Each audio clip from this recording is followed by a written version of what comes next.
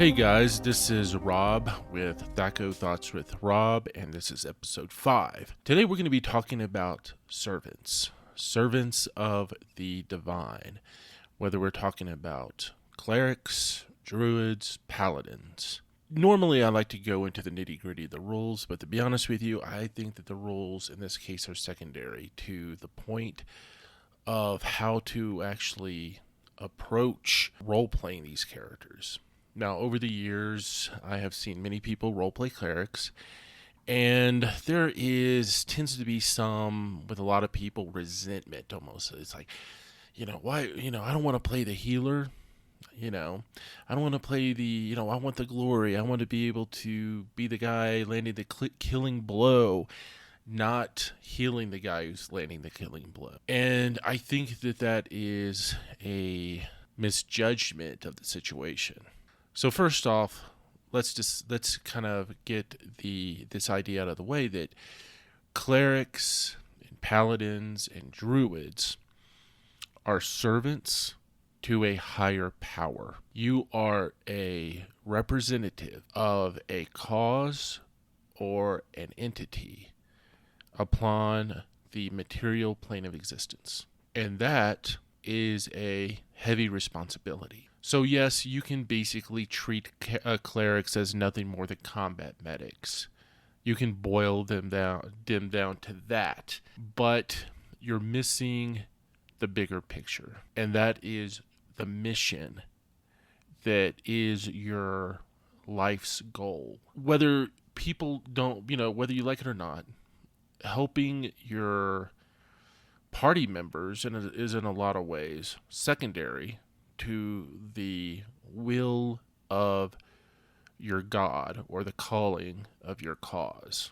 And with that set mission in mind, clerics should be always the most motivated in the group.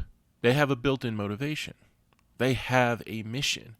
So many other characters, it's like the only mission that they have is to acquire loot, acquire wealth, gain more experience points. The only other, or just to gain more power, right? Like the wizard.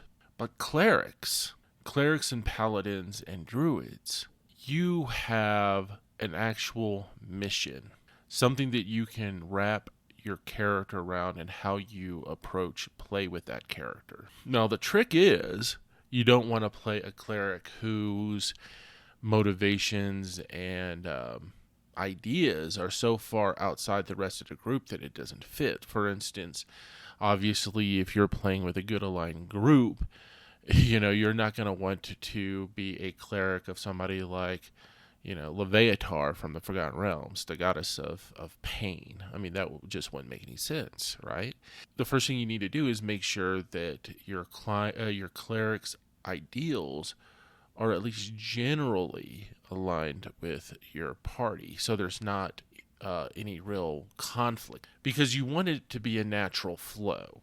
Okay, you want that your goals as a representative of your deity is at least going in the same direction as that of your party. But one of the mistakes that I have seen a lot over the years from players is that they treat the spells that they receive as their power, that they are the source of their power, that they can do whatever they want with that power without any repercussions whatsoever. But just like I said earlier, you are a servant of a higher being. That power is borrowed power. You don't get to make decisions and judgments on how to use that power without having to face the wrath of a being that's powerful enough to really mess with your life,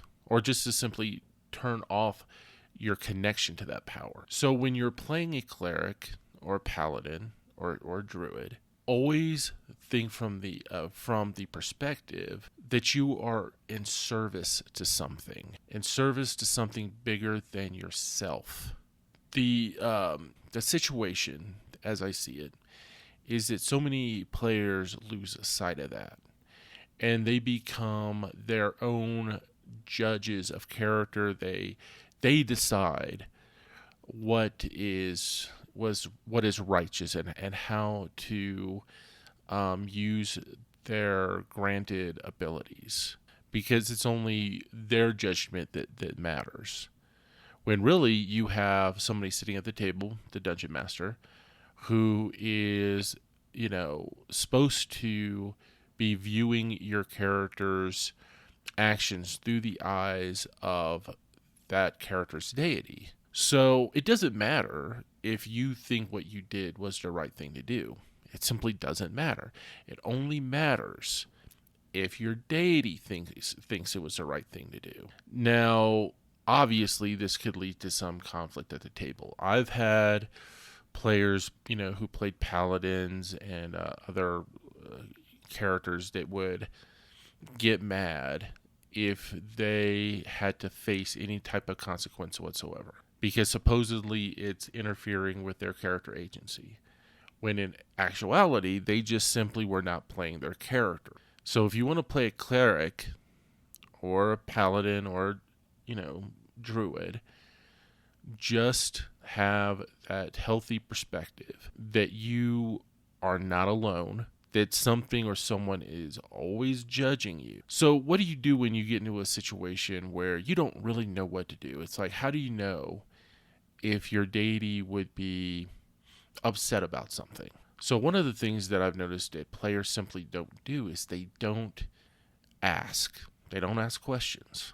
They forget that there are means of trying to figure out whether they're on the righteous path or not. And we've all seen movies, right? What do religious types and priests do when they're in doubt about a situation? They pray. They reach out to God or their gods to seek guidance. Now, you may argue that there are spells like augury and things of that nature that you may not have access to. But I'm going to be honest with you, as a dungeon master, if a player who was playing a cleric went out of their way to seek guidance, now that guidance could be going to a higher level cleric of their church, or even a similarly aligned church, to try to figure out what the best course of action is, right? And I would 100% reward that player, because now they are thinking like a cleric. Okay, they are thinking about how a person of their religious views would approach things. So if they, I would give more subtle clues if they were to pray, like not something as powerful as, like, let's say augury or anything like that, but I would at least give them the vaguest clue that they are either on the right or the wrong path. Now, another thing that people forget is that what happens if you feel like you have strayed off the path of your God? Well, it's a little thing called forgiveness, right? Asking and praying for forgiveness. Okay, it's something that we've seen many times in books and films, where someone would say, I know this is the wrong thing to do, but I don't see any other option. Please forgive me for what I'm about to do. Get into the role of somebody who has to answer to a higher authority. Also get into the mindset that you are responsible, that you take on the responsibility of those around you. When you are not, as a character who worships a higher being, you're expected to represent that higher being, to be, maybe not be evangelical about it, but at least represent that higher being in such a way that it might attract worshipers to you. Because for the most part, most religions would welcome new recruits into the ranks, and especially with a lot of the way that divine powers are set up in many of the campaign worlds where the more worshippers a god has, the more powerful they are. You can assume that one of the responsibilities of being a cleric is converting people. Now, that by itself could lead to trouble if you try to poach from established flocks of other gods, or if you happen to be in a land that doesn't appreciate religion. That could lead to some trouble. But that also leads to story. It also leads to a built-in motivation for the character. When you look at other characters like fighters and thieves and wizards and all these other characters, their motivation is pretty straightforward and simple. The accumulation of wealth and power. But it is the servants of the divine that stand out. It's the servants of the divine that have that built-in motivation to go out into the world and to work wonders and to be a mouthpiece for their god or to be a representative for their cause. Now, one of the things that I want to talk about is the difference between somebody who worships a deity and somebody who who basically embodies a cause. Now, I noticed that sometimes players will say, "Well, I don't really worship the god. I just basically kind of, worship the concept of war or something like that." But let me ask you something. Imagine, if you will, that you embody a particular trait to such an extent that you actually manifest abilities because of that. Okay? Think about that. If you were, let's say, a cleric who doesn't really worship a being, but a concept, that means that you somehow have become an embodiment of that concept. And that is even a more narrow path than dealing with an intelligence. For instance, if you were somebody who was, "Well, I don't really worship the goddess of love, I just worship the concept of love." Man, think about that.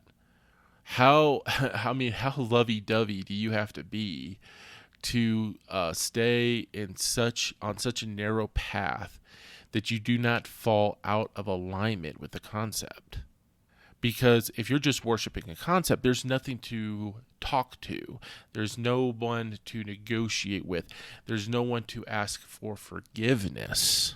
Now, even with the concept, though, if you were kind of approaching it from that direction, there are other servants of that concept that you might have to answer to, right? So you may not have to answer to a deity directly, but if for some reason the cosmos basically has decided that you embody a certain trait so much that you are going to manifest powers to promote that trait, well, there's going to be other beings that are in that same situation. And those other beings, even though they're not deities themselves, might be offended by your actions if you're misrepresenting that concept. So I would always say it's always better to have to worship an actual intelligence, because with an actual intelligence, you can ask for forgiveness, you can negotiate, there's somebody to work with.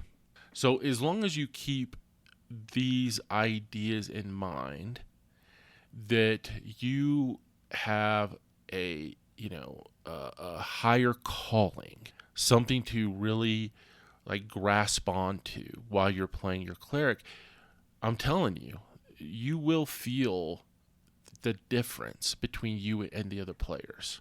And I've seen a lot of and I'm not saying that people don't do this. I've seen a lot of people who are great at projecting that, servant of a higher power mentality.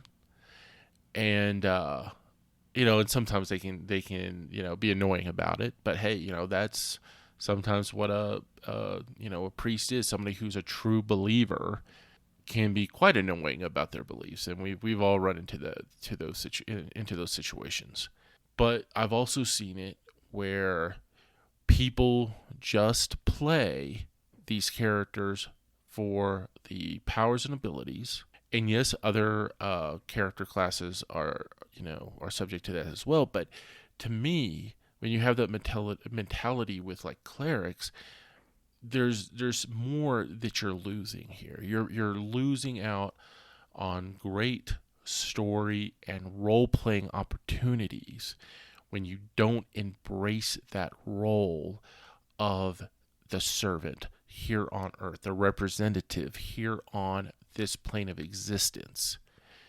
So to me, it's like you're just cheating yourself when you play with too much ego. And I think that's actually one of the things, that we have to, one last thing we have to address is allowing ego to get allowing ego to get into the way of authentic role playing, because too many people equate the idea of dishing out damage to being a superior character. And I'll tell you something. I have played characters in the past that were purely support characters. I remember one time I was in a Star Wars game and I played the medical droid, okay? And I played the hell out of that medical droid. I was not trying to step out of the role of a medical droid. I embraced it. And in a lot of ways, I was probably the MVP of that game session because I embraced my role and I had tons of fun with it, and I was a lot of help to the group. Now, some people would they would play a medical droid and they would try to step outside of that zone. They would turn the medical droid into some sort of combat or try to play him as like a combat expert,